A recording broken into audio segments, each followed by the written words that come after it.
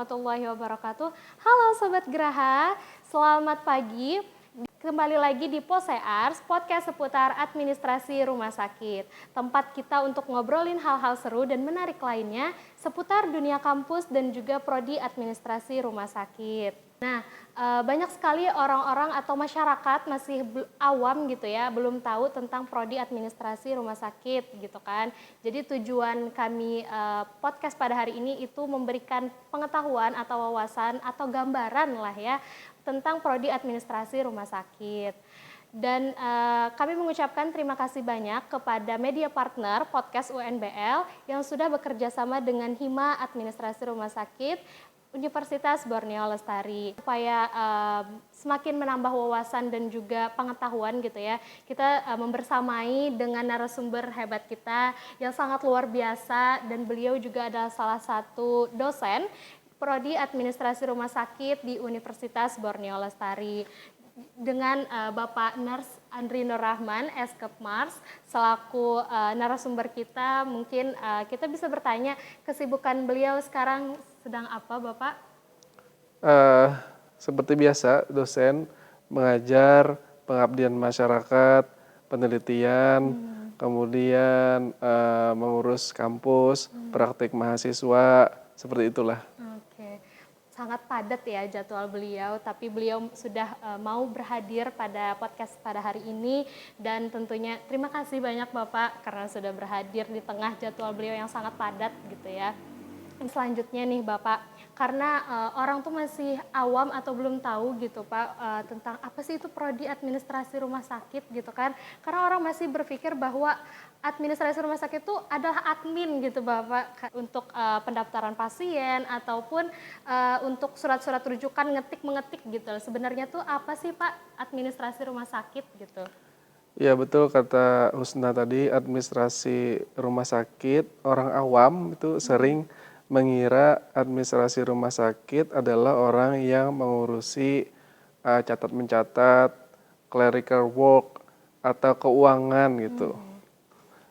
Sebenarnya administrasi itu kalau diartikan secara sempit, benar artinya adalah catat mencatat atau clerical work, paperwork, dokumen-dokumen yang mengatur bagaimana menyimpan file, tulis menulis. Itu sebenarnya adalah definisi administrasi yang secara sempit. Tapi kalau di sarjana administrasi rumah sakit, maka administrasi yang dimaksud adalah administrasi yang secara luas. Administrasi yang secara luas itu mudahnya itu kalau tenaga kesehatan seperti perawat, bidan, dan lain-lain, kemudian tenaga medis seperti dokter spesialis, mereka itu mengobati pasien. Tetapi kalau administrator rumah sakit mengobati organisasinya. Seperti itu ya, penjelasan yang paling mudah dalam memahami administrasi rumah sakit. Jadi membedakan dengan jurusan kesehatan lainnya ya Pak. Ya. Mungkin administrasi rumah sakit ini lebih ke operasional atau pelayanannya gitu ya Operasional Pak ya? termasuk. Oke, seperti itu. Jadi banyak sekali gitu ya prospek gitu kan, ataupun cakupannya lebih luas gitu ya administrasi rumah sakit ini. Terus apakah administrasi rumah sakit ini tuh mempunyai peran penting Pak di sebuah rumah sakit ataupun di sebuah instansi kesehatan seperti itu? Disebut penting ya hyper penting. Tuh, di atas super penting, tuh, hyper penting lah. Jadi kalau di rumah sakit hanya ada tenaga medis, tenaga kesehatan, maka siapa yang mengerjakan, siapa yang menjalankan rumah sakitnya? Bagaimana cara perawat itu cuci tangan sebelum melakukan tindakan invasif misalnya? Dia kan dituntut untuk cuci tangan. Kalau cuci tangan kan pasti ada air atau alkohol yang tersedia di lingkungan ruangan perawat itu bekerja. Siapa yang kira-kira menyediakan air atau alkohol itu? Tentu saja adalah bagian kerumah tanggaan. Kerumah tanggaan itu termasuk dari administrasi rumah sakit. Seperti itulah kacaunya kalaunya tidak ada yang menyediakan air atau alkohol untuk perawat bekerja. Seperti itu juga listrik, kemudian macam-macam kebutuhan kerumah tanggaan yang ada di rumah sakit. Itu hanya salah satunya saja, masih banyak lagi tugas administrator rumah sakit. Oleh sebab itu, apakah penting administrasi itu ada di rumah sakit? Jawabannya hyper penting. Jadi sangat penting ya, karena administrasi rumah sakit ini sebagian fasilitas atau mereka menyediakan supaya para tenaga medis ataupun tenaga kesehatan bisa bekerja dengan maksimal dan sesuai dengan prosedurnya, seperti itu ya Pak ya. Dan yang lebih penting lagi, ini terkait pendapatan rumah sakit. Siapa yang bertanggung jawab terhadap pendapatan rumah sakit? Tentu saja administrator rumah sakit. Kalau perawat, dokter, bidan, mereka hanya fokus di pelayanan. Bagaimana supaya pasien itu puas mendapat pelayanan. Kemudian terkait omset rumah sakit, pendapatan rumah sakit, maka itu full strateginya dijalankan oleh administrator rumah sakit. Misalnya unit pemasaran dan keuangan. Nah, dua itu unit yang hyper penting yang berpengaruh terhadap pendapatan rumah sakit.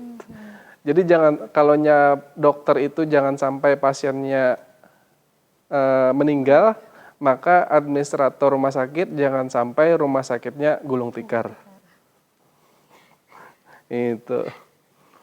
Jadi berperan penting sekali gitu ya, apalagi dalam segi keuangan, karena yang dimana-mana kan ada pemasukan dan juga pengeluaran yang benar-benar harus diperhatikan dan juga perlu dioperasionalkan gitu kan, untuk memilah bagaimana sih keuangan gitu kan supaya bisa tertata dengan rapi gitu. Nah, ini sudah memberikan gambaran kita tentang prodi administrasi rumah sakit.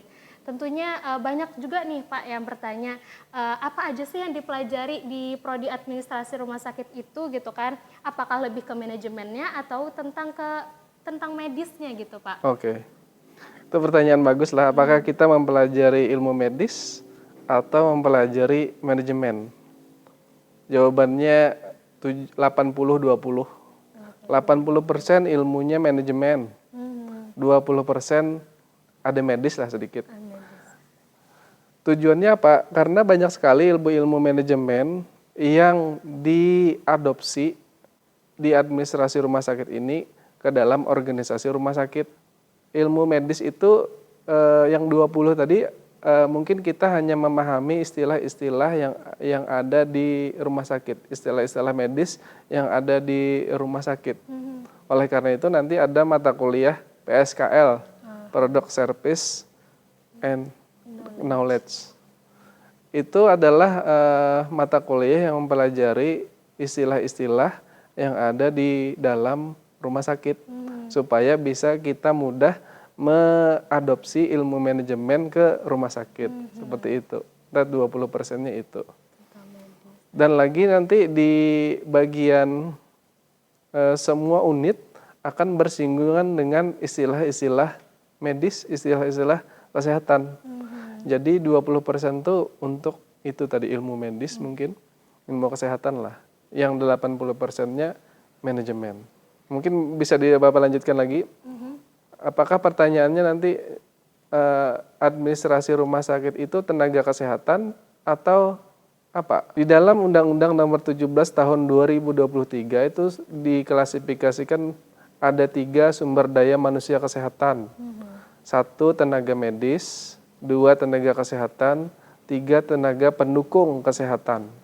Tenaga medis seperti yang kita ketahui itu adalah dokter, dokter spesialis, dokter gigi, dokter subspesialis. Itu adalah tenaga medis. Kalau tenaga kesehatan banyak sekali, ada 12. Termasuk di dalamnya ada perawat, bidan, analis, farmasi. Kebetulan di sini di Universitas Muhammad Lestari ada farmasi dan ada analis. Nah, di universitas kita ada 2 prodi kesehatan. Baik itu D3 atau S1-nya. Kemudian kesehatan masyarakat itu juga termasuk dalam tenaga kesehatan. Tetapi di dalam tenaga kesehatan masyarakat itu ada yang namanya administrator tenaga administrasi dan regulasi kesehatan. Apakah administrasi rumah sakit masuk ke dalam situ? Tentunya bukan. Itu ada prodinya sendiri yang termasuk dalam, biasanya kalau di rumah sakit itu mereka nyebutnya Adminkes. Maksudnya administrasi, regulasi, dan kesehatan.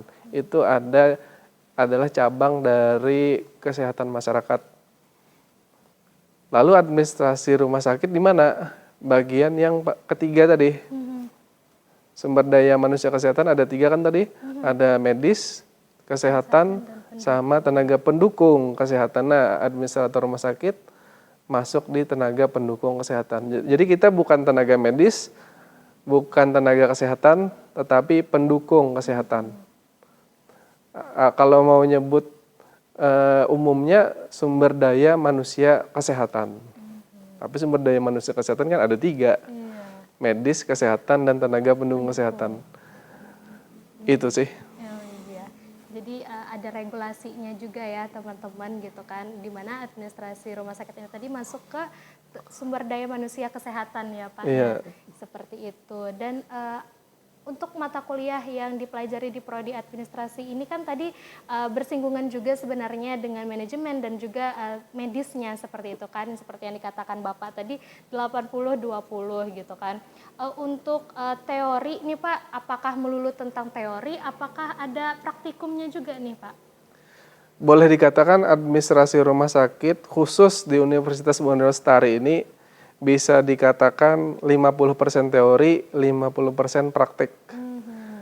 Sebenarnya kalau bisa, saya pribadi kalau bisa tuh 90% praktik, 10% teori. Tapi itu tidak mungkin dilaksanakan. Itu ide saya sendiri aja. Tapi kurikulum tidak mengizinkan itu. Jadi kalau bisa sebaiknya praktek.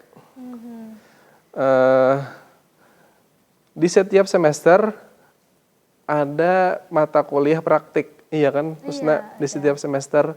Nah, apabila ada mata kuliah praktik, maka prodi administrasi rumah sakit di Universitas Muhammad Lestari, kami selalu menaruh mahasiswa itu ke rumah sakit. 2 minggu cukup. Nanti kalau yang lebih lama lagi, silahkan di magang di semester 8 atau magang mandiri. Magang mandiri itu dilakukan pada saat mahasiswanya libur kuliah, itu silahkan. Ada mahasiswa tuh yang mereka tuh ingin mendapat pengalaman di rumah sakit, jadi mereka mengajukan magang mandiri ke rumah sakit. Rumah sakitnya senang aja karena dapat tenaga gratis gitu. Tapi mahasiswanya dapat pengalaman. Boleh dibilang 50-50 lah di administrasi rumah sakit ini. 50% praktik dan 50% teori. Jadi seimbang ya Pak ya. Iya. Gitu. Karena sudah belajar tentang teori dan juga kita bisa mengaplikasikannya langsung nih di dunia kenyataannya di lapangan, di rumah sakit gitu kan. Jadi saat bekerja mungkin nanti itu nggak kaget bagaimana sih situasinya yang ada di lapangan kenyataannya seperti itu.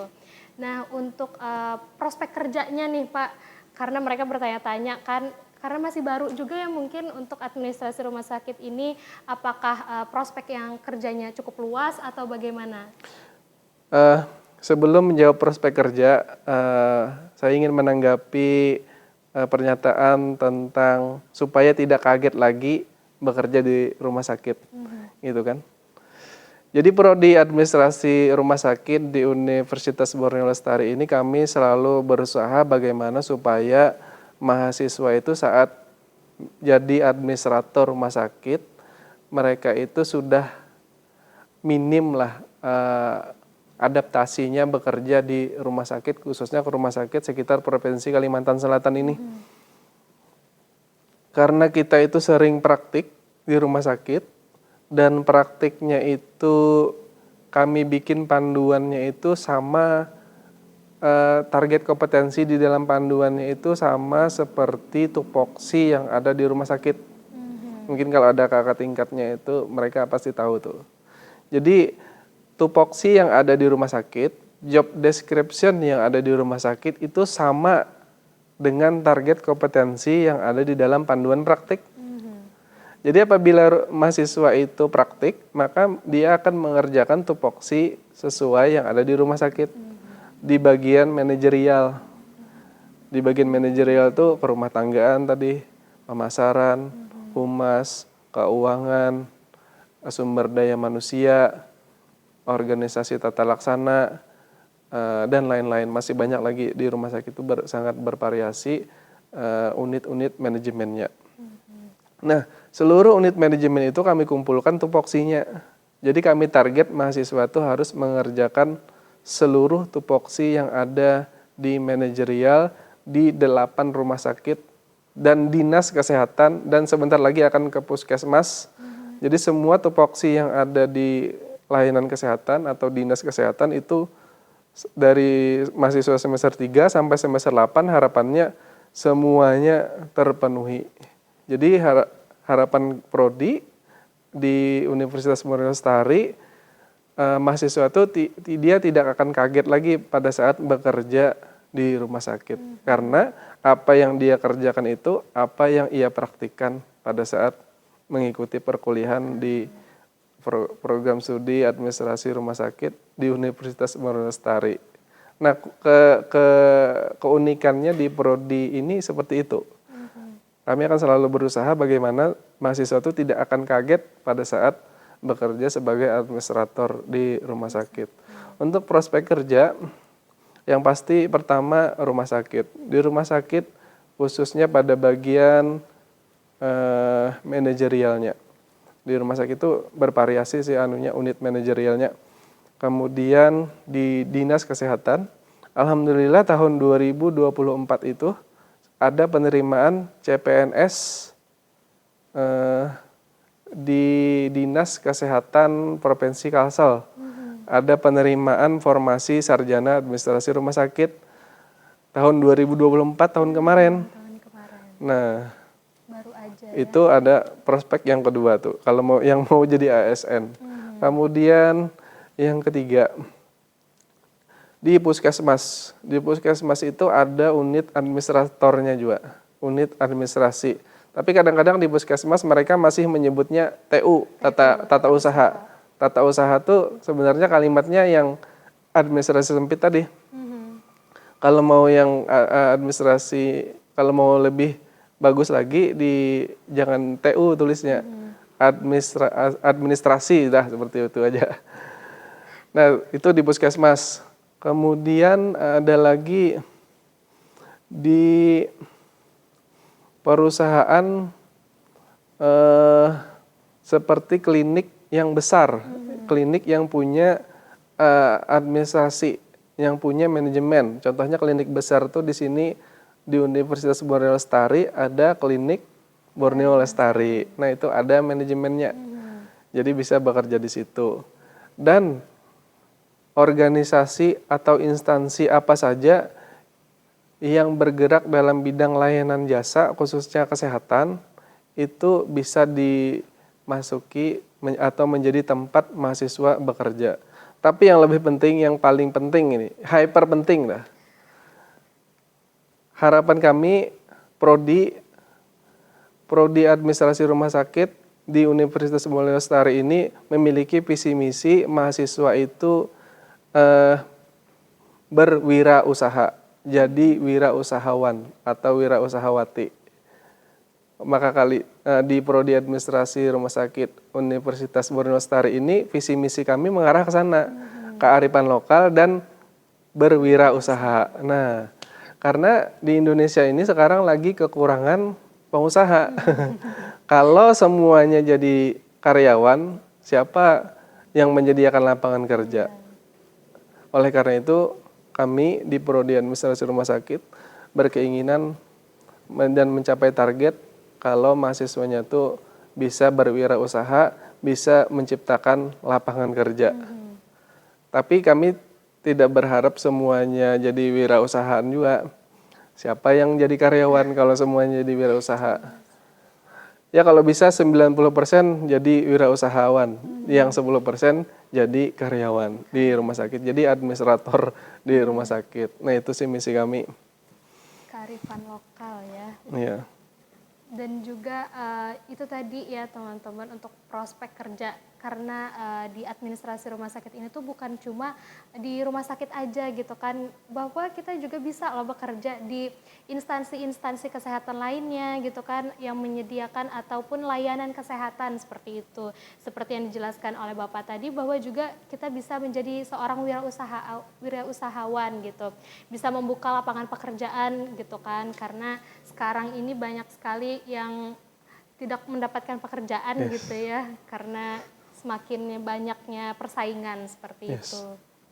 Terus lulusan administrasi rumah sakit ini apakah sudah bekerja dengan semestinya atau sudah berhubungan dengan administrasi rumah sakit, Pak?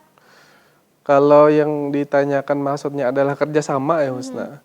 Ya, Prodi Administrasi Rumah Sakit sudah bekerja sama dengan 8 rumah sakit yang ada di Kalimantan Selatan ini.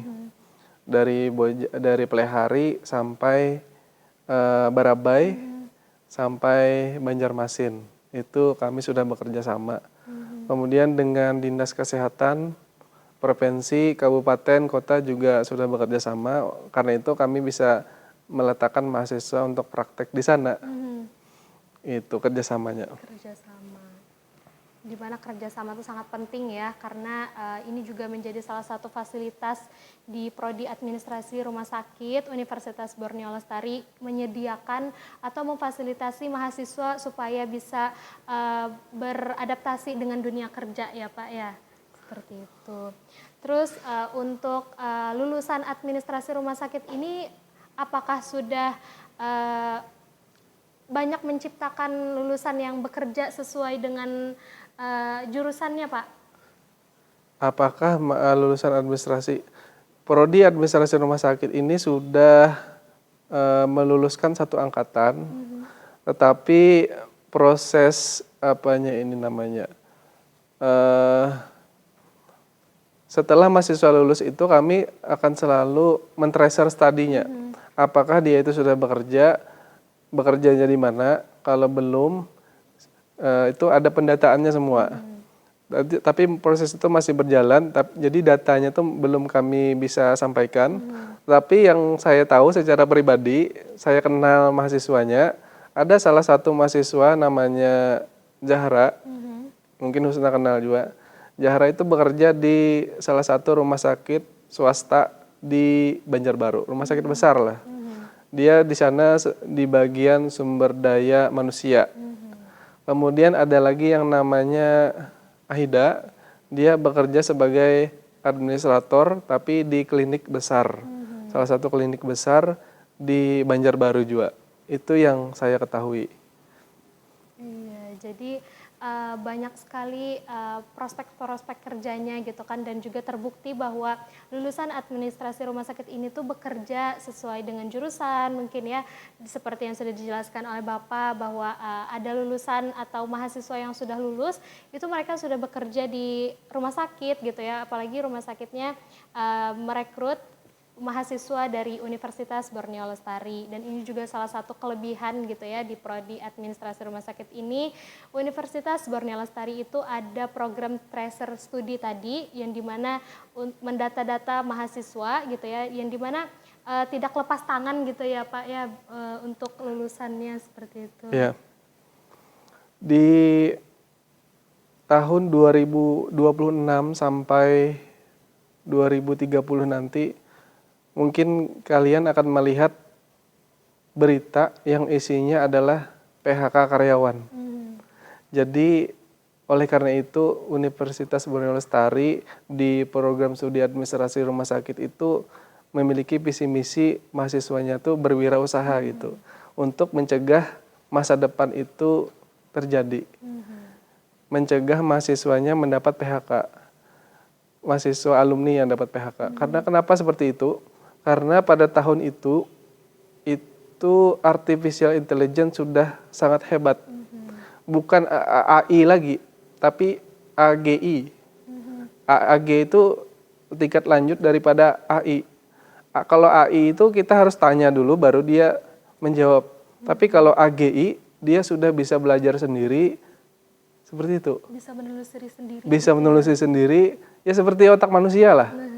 Karena ada AGI itu mungkin akan banyak nanti mulai sekarang lah sudah banyak yang di PHK gara-gara perusahaan itu mereka lebih milih beli AI atau AGI daripada membayar karyawan. Nah, itu tantangan kita sebagai administrasi rumah sakit. Karena itu saya sangat menganjurkan bahwa jangan jadi karyawan lah. Jadi buka usaha lah, buka lapangan kerja lah. Supaya angka PHK itu tidak terlalu tinggi lah, seperti itu. Bagaimana supaya mahasiswa itu kami siapkan menghadapi badai PHK itu tadi, gara-gara AGI, AGI, bukan AI lagi, tapi AGI. Berarti di mana persaingannya itu bukan cuma dengan manusia gitu ya, tapi juga bersaing dengan teknologi. Iya, ya, dengan Pak, teknologi. Sangat berat sekali gitu kan, apalagi sekarang juga marak banget ya PHK gitu kan.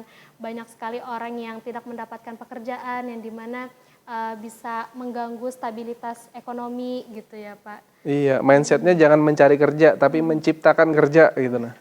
Administrator rumah sakit ingin mahasiswanya seperti itu.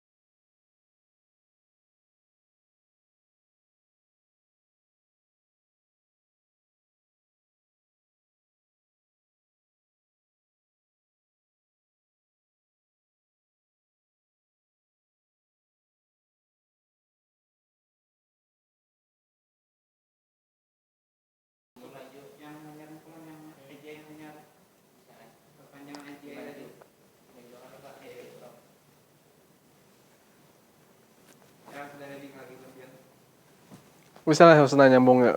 AGI. Aku mau bahas AI di rumah sakit tuh nah. Apakah bisa mengurangi karyawan yang ada di rumah sakit? Berarti imbasnya ke rumah sakit. Imbasnya ke rumah sakit. Dampaknya kalau ke rumah sakit sendiri itu kayak apa sih?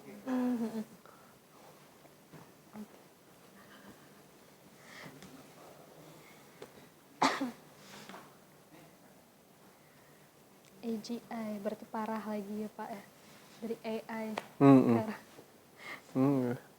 Udah kayak otak aja lah, lebih hebat daripada manusianya.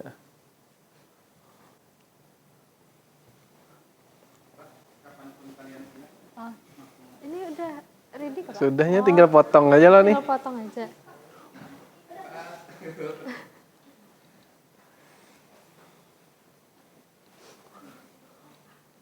Aku belum jelasin ini di kelas lagi loh. Belum.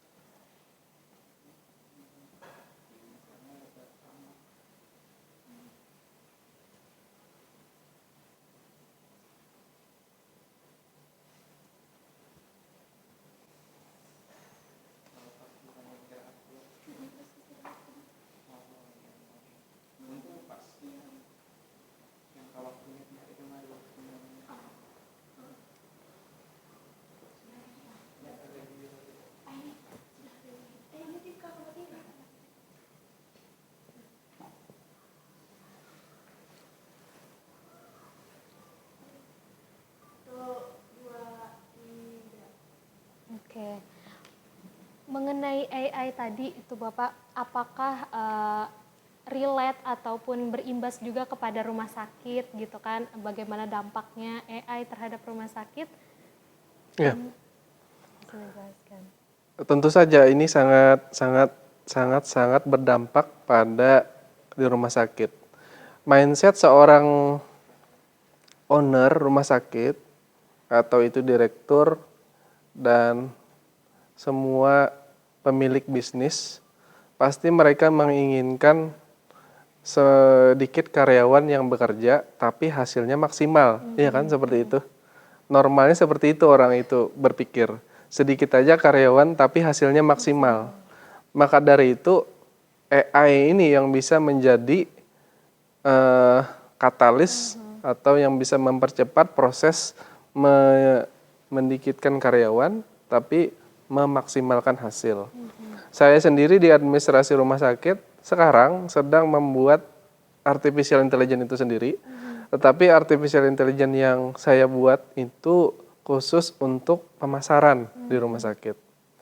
Kemudian selain artificial itu yang sedang saya buat adalah saya membuat ini semua tupoksi yang ada di rumah sakit itu saya kumpulkan. Kemudian saya analisis mana yang kira-kira bisa dikerjakan oleh AI, mana yang bisa dikerjakan oleh manusia.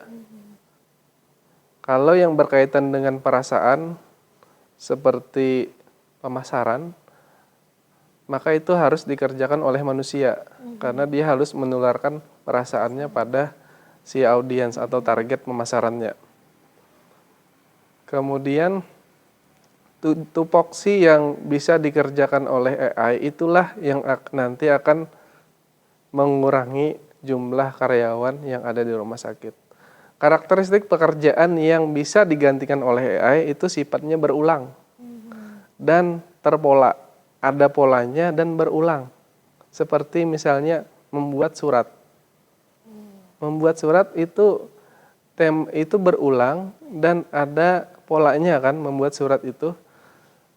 Nah, nanti di masa depan itu akan ada AI yang khusus bisa membuat surat. Itu sebagian kecilnya saja. Kemudian saat ini penelitian saya sendiri itu fokusnya pada bidang otomasi administrasi. Otomasi administrasi. Bagaimana administrasi yang sifatnya berulang itu bisa dibuat otomatis tanpa ada campur tangan manusia. Nah, disitulah nanti jika teknologi yang saya sendiri buat itu bisa mengurangi karyawan yang ada di rumah sakit. Itu kelasnya masih AI. Dan ke depan mungkin tidak menutup kemungkinan jika ada yang bisa mendanai penelitian saya itu, maka itu akan bisa berkembang menjadi AGI. Itu lebih hebat lagi. Dan AI atau AGI ini bisa menjadi mata dan telinga bagi pemilik rumah sakit atau direktur rumah sakit yang ingin mengambil keputusan-keputusan penting. Tentu saja ya kalau AI yang bikin, maka hasilnya akan sangat objektif, tepat, dan akurat, dan efisien, tidak memerlukan manusia. Kalau rumah sakit masih mempekerjakan manusia, mereka bisa bikin serikat, lalu mereka bisa demo. Gitu. Rumah sakit masih harus bayar gaji, rumah sakit masih harus bayar pajak untuk karyawan itu, rumah sakit masih harus bayar THR, masih harus bayar gaji ke-13 dan macam-macam lagi kalau masih memakai manusia. Tapi kalau rumah sakit sudah bisa menggunakan AI atau AGI bahkan, maka itu akan mengurangi jumlah karyawan manajemen yang ada di rumah sakit. Dan juga tidak akan menutup kemungkinan dokter dan tenaga kesehatan lainnya itu juga akan perlahan akan digantikan oleh AI. Tapi itu masih perlu waktu yang lebih lama daripada menggantikan karyawan yang ada di bagian manajemen. Karena ilmu medis ini berkaitan dengan biopsikososial. Mungkin biopsikonya bisa digantikan oleh AI atau AGI, tapi spiritual atau empati itu tidak bisa atau sulitlah digantikan oleh AI. Nah, disitulah Prodi Administrasi Rumah Sakit Universitas Borneo Lestari melihat di sini ada tantangan yang besar yang dihadapi oleh kami di program studi administrasi rumah sakit, bagaimana menyiapkan mahasiswa untuk menghadapi hal itu. Kalau kita tidak bisa jadi administrator rumah sakitnya, maka kita bisa jadi orang tengah yang menyambungkan antara AI atau AGI dengan sistem yang ada di rumah sakit. Kita bisa jadi orang tengahnya itu. Nah, disitulah kepakaran saya berada di situ. Saya fokus pada bagian bagaimana administrasi ini dibuat otomatis secara parsial atau sepenuhnya menggantikan manusia. Jadi karena teknologi itu tadi ya Pak ya, bahwa kita seharusnya seimbang juga antara teknologi dan juga tenaga manusia kayak gitu kan. Karena di teknologi pun juga masih membutuhkan tenaga manusia untuk mengelola gitu kan, yang seperti yang dijelaskan oleh Bapak tadi bahwa nilai sopan santun, empati itu tidak bisa kita ambil dari teknologi gitu. Untuk dampaknya tersendiri itu apa Pak di rumah sakit dengan penggunaan teknologi yang semakin canggih ini? Dampak bagi rumah sakit itu sangat menguntungkan bagi rumah sakit, tapi sangat merugikan bagi karyawan. Karyawan itu ya kita di bagian administrasi rumah sakit, kita digantikan oleh AI. Yang paling terpenting dari hal itu, kita tuh menyadari hal ini dan kita bisa menjadi orang tengah. Kalau kita tidak bisa programming, ya kita jadi orang tengahnya aja. Bagaimana membuat AI yang ada itu kemudian disesuaikan dengan kondisi yang ada di masing-masing unit di rumah sakit. Misalnya di pemasaran, targeting, misalnya bikin SWOT aja deh, bikin analisis SWOT. Analisis SWOT itu kan sebenarnya bisa pakai AI sekarang, tidak perlu manusia lagi. Itu sudah AI-nya sudah bisa sampai situ sekarang ini. Jadi dampak bagi rumah sakit, tentu saja rumah sakit akan diuntungkan, tetapi itu adalah juga sebagai sekaligus tantangan bagi kita bagaimana mempersiapkan diri menghadapi AI itu. Apakah kita akan digantikan atau kita akan menyesuaikan? Seperti itu. Jadi di Prodi Administrasi Rumah Sakit ini tuh mengajarkan banyak hal seperti itu ya. Dimana kita belajar untuk mengelola bagaimana sih menghadapi tantangan di masa depan yang semakin kuat tentang teknologi, tapi juga bagaimana kita menyelaraskan dengan keadaan zaman sekarang seperti itu. Untuk selanjutnya kita bertanya nih, bagaimana sih tentang prodi administrasi rumah sakit itu gitu kan kepada mahasiswa langsung.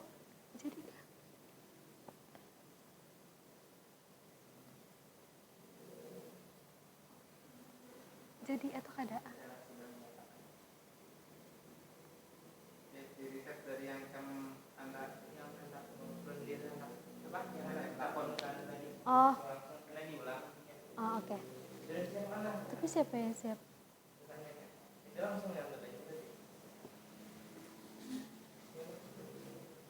Berarti siapa yang bertanya? Oke.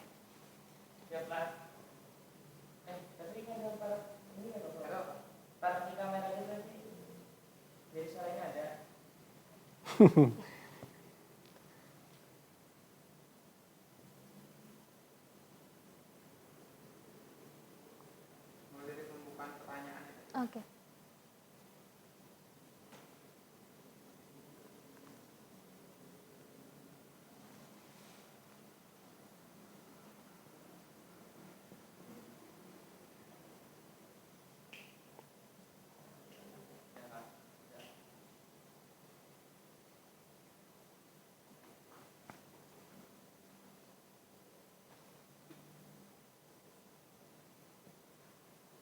Udah. Oke, baik. Untuk selanjutnya nih, apakah ada pertanyaan dari audiens gitu kan mengenai prodi administrasi rumah sakit? Mungkin bisa ditanyakan. Sebelumnya perkenalkan saya Nurhalisa, mahasiswi semester 4, program studi administrasi rumah sakit. Di sini mau nanya kepada narasumber Bapak Andri Nurrahman. Izin Pak, untuk pertanyaannya, apa kemungkinan Ada masuk suaranya. sebelumnya perkenalkan saya Nurhalisa, mahasiswi program studi administrasi rumah sakit semester 4. Di sini saya mau bertanya kepada Bapak Andri Nurrahman. Bapak izin saya mau bertanya. Untuk pertanyaannya sendiri, yaitu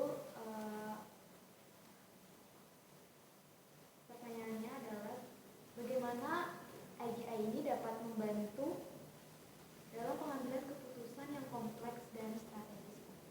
Mungkin itu saja pertanyaannya. Terima kasih. Oke, jadi menyangkut tentang AGI tadi Pak, apakah bisa untuk pengambilan keputusan kayak gitu, apakah secara pengambilan keputusannya itu lebih baik dibandingkan tenaga manusia atau bagaimana? Iya. Di dunia ini mungkin kita sudah mengenal AI itu ChatGPT, DeepSeek, dan lain-lain lagi lah. Gemini, Microsoft Copilot, macam-macam. Saat ini untuk pengambilan keputusan itu sebenarnya sudah bisa cukup dilakukan oleh AI. AI saja bisa, apalagi AGI. AGI itu nanti bentuknya dia akan seperti sudah ditanamkan di dalam robot. Dia bisa berjalan, punya otak, dan kita bisa berinteraksi. Seperti itu. Kemudian AGI yang lebih sederhana, mungkin bentuknya seperti ChatGPT itu. Kita bisa, kalau di AI itu bagaimana terkait pertanyaan tadi kan bagaimana cara membantu mengambil keputusan ya. Di AI itu kita masukkan data-data yang ingin kita jadikan AI itu belajar. Jadi AI itu kita suruh belajar dulu tentang data yang kita punya. Lalu AI itu diarahkan untuk diperintah mengambil keputusan. Jadi sampai AI pun sudah bisa. Tapi di dunia ini ada AI itu yang saya sebut tanda kutip tuh di dalam kandang. Di dalam kandang tuh artinya AI-nya tuh tidak dipublikasikan. Tapi dia dipakai oleh organisasi-organisasi besar, mereka punya AI-nya sendiri. Nah itu AI custom seperti itu lebih hebat daripada AI yang dipakai oleh manusia pada umumnya. Jadi itu AI custom. Saya sendiri juga sedang membuat AI custom tuh. AI-nya khusus di pemasaran. Bagaimana nanti AI ini bisa mengambil keputusan oleh rumah sakit di pemasaran. Jadi nanti direktur rumah sakit tinggal bertanya pada AI khusus pemasaran itu, memasukkan datanya, kemudian dibuat prompt, kemudian diminta AI-nya itu untuk mengambil keputusan khusus di bagian pemasaran. Jadi semakin spesifik seperti itu akan semakin tajam lah hasil pengambilan keputusannya. Seperti itu. Oke, jadi pertanyaan tadi tentang AGI sudah terjawab ya.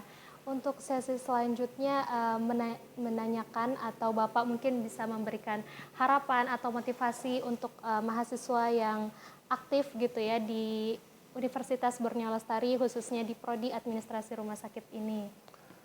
Ya, yang pertama saya tuh senang sekali dengan kalimat penutupan pada saat saya tuh kuliah akhir di program studi Magister Administrasi Rumah Sakit Yogyakarta dulu. Waktu itu sebelum ada yudisium itu ada kuliah akhir. Di situ ada dosen yang mengajar. Dia bilang seperti ini. Orang biasa tuh membicarakan orang lain. Orang rata-rata membicarakan kejadian hari ini dan orang luar biasa tuh membicarakan ide atau masa depan. Nah, hari ini kita sudah membicarakan ide dan masa depan. Kita ini sudah di atas rata-rata. Kita syukuri itu dulu.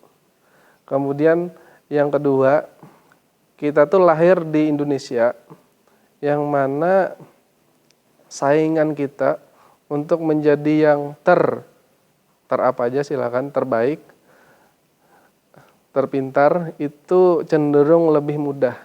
Coba bayangkan kalau kita lahir di Singapura, kita pintar sedikit di Singapura masih jadi gembel. Pintar lagi sedikit di Singapura masih jadi gembel lagi. Agak pintar lagi sedikit tetap jadi gembel lagi. Kalau di Indonesia pintar sedikit aja sudah jadi sukses. Nah, itulah yang kita syukuri kita lahir di Indonesia ini karena saingan kita orang-orang yang lemah. Bersyukur itu. Kemudian untuk harapan saya sama seperti visi misi program studi Sarjana Administrasi Rumah Sakit Universitas Borneo Lestari ini, kami menginginkan, kami berharap bahwa mahasiswa lulusan kami bisa menjadi entrepreneur, bisa membuka lapangan pekerjaan yang bisa beradaptasi dengan zaman artificial intelligence atau bahkan AGI itu. Oke, jadi begitu motivasi dari Bapak tadi gitu yang sangat menginspirasi kita sebagai mahasiswi Universitas Borneo Lestari Prodi Administrasi Rumah Sakit. Nah, ini masuk ke segmen selanjutnya nih atau sesi selanjutnya tentang mitos atau fakta gitu ya. Di mana saya memberikan sebuah pernyataan kepada Bapak, Bapak menjawab dengan mitos atau fakta gitu ya berdasarkan kenyataan yang ada. Apakah Bapak bersedia? Siap. Oke, jadi untuk pertanyaan yang pertama nih, apakah di Prodi Administrasi Rumah Sakit ini tadi tuh cuma buat jadi admin di rumah sakit aja gitu Pak? Mitos. Oh, mitos. Bapak lanjut ya. Bisa diberikan pernyataan. Apakah lulusan administrator rumah sakit di Universitas Borneo Lestari hanya menjadi admin saja? Tentu saja itu adalah mitos dan tidak benar. Seperti yang saya jelaskan tadi bahwa administrasi rumah sakit di Universitas Borneo Lestari ini mempunyai visi misi ingin mahasiswanya itu, lulusannya itu bisa menjadi entrepreneur, membuka lapangan pekerjaan. Yang itu dulu harapan kami, yang kami inginkan dulu. Kemudian tentu saja itu tidak benar atau mitos bahwa administrator rumah sakit itu hanya bekerja jadi admin saja, yang mana maksudnya tadi adalah administrasi secara sempit. Ya, yang kami target di sini adalah administrasi secara luas, yang mana itu bisa bekerja di bagian kerumah tanggaan, bagian pemasaran, bagian humas, bagian SDM, bagian keuangan, bagian perencanaan, dan masih banyak lagi di rumah sakit itu. Oke, jadi itu mitos ya teman-teman. Dan untuk pernyataan yang selanjutnya nih, apakah lulusan administrasi rumah sakit ini berpotensi untuk menjadi direktur rumah sakit? Oh iya. Tahun 2022 ada mahasiswa namanya, apa lupa sih, ada seorang mahasiswa tuh tanya, Pak, apakah lulusan administrasi rumah sakit tuh bisa jadi direktur? Pada saat itu di tahun 2022, saya jawab tidak bisa. Karena undang-undang tentang kesehatan melarang itu. Tapi di tahun 2023 ada update dari undang-undang tentang kesehatan itu, nomor 17 tahun 2023, yang mana direktur rumah sakit wajib memiliki keterampilan administrasi atau manajemen. Oleh karena itu, jawaban saya itu saya revisi. Malah diwajibkan kalau direktur itu punya keterampilan administrasi atau manajemen. Oh ya, saya sebelum ini katakan dari awal tadi lah, kalau bingung dengan kalimat administrasi, ganti aja dengan kalimat manajemen. Itu tidak salah. Itu. Iya, jadi dikatakan manajemen juga ya, dan juga untuk lulusan administrasi rumah sakit ini bisa berpotensi juga untuk menjadi direktur gitu kan, karena mereka sesuai dengan pengetahuan dan wawasan bahwa untuk mengelola administrasi rumah sakit itu harus dengan pendidikan yang sesuai dan juga kompeten gitu ya. Untuk pernyataan yang terakhir nih Pak, apakah kuliah itu di prodi kesehatan itu harus berdasarkan dari jurusan kedokteran atau bagaimana? Kuliah di administrasi rumah sakit? Maksudnya untuk prodi kesehatan itu apakah hanya berasal dari jurusan kedokteran saja atau bagaimana? Oh iya, terkait itu tadi saya sudah sampaikan bahwa di Undang-Undang Nomor 17 2023 itu ada 3 klasifikasi sumber daya manusia kesehatan. Di situ ada medis, kesehatan, dan tenaga pendukung. Kalau medis itu dokter spesialis, dokter gigi spesialis, itu medis. Tapi kalau tenaga kesehatan ada 12, ada bidan, perawat, analis, farmasi, dan lain-lain, termasuk kesehatan masyarakat. Dan tenaga selain itu disebut dengan tenaga pendukung. Nah, karena kita tidak ada dalam klasifikasi tenaga medis atau tenaga kesehatan, maka kita masuk tenaga pendukung. Itu sih jawabannya. Tenaga pendukung. Oke, dengan pernyataan terakhir itu adalah sebuah segmen terakhir ya Pak ya.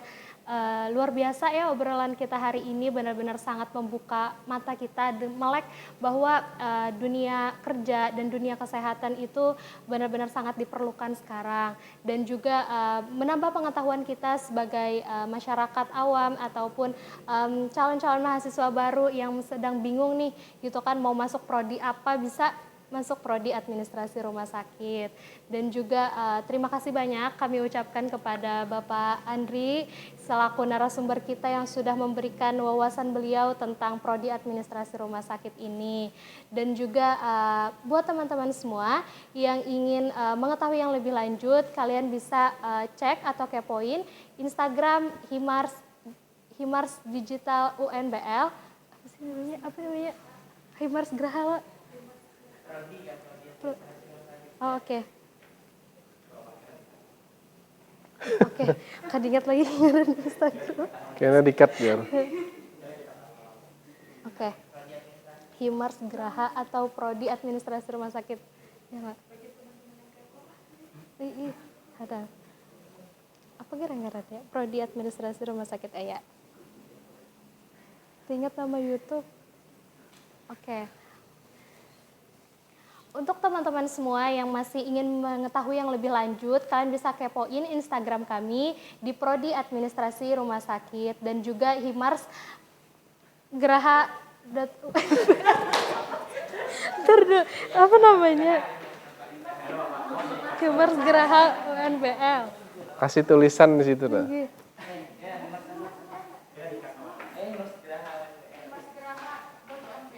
Prodi itu ada UNBL-nya lah?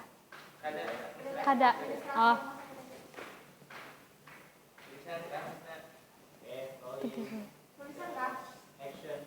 Di mana tulisannya? himarsgraha.unbl.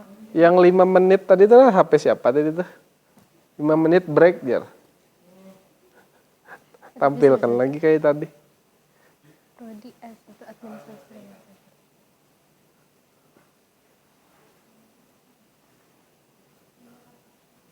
Oke.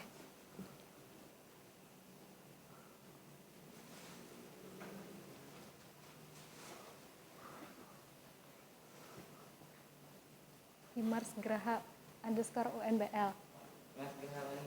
Oh, oke.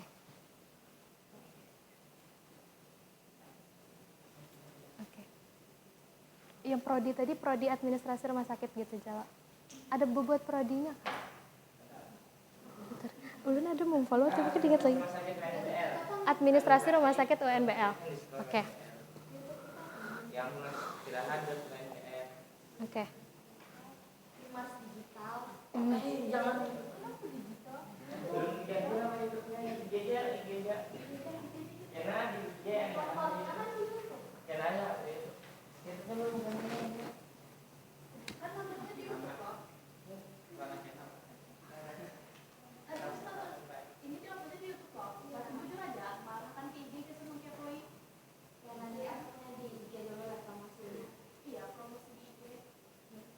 Jadi buat YouTube-nya lo kada? Oh, oke. Oke. Untuk teman-teman yang masih ingin mengetahui yang lebih lanjut tentang prodi administrasi rumah sakit, kalian bisa kepoin Instagram kami di Himars Graha UNBL dan juga Instagram prodi kami administrasi rumah sakit UNBL. Sampai jumpa di episode selanjutnya. Salam sehat, salam semangat untuk semua. Terima kasih.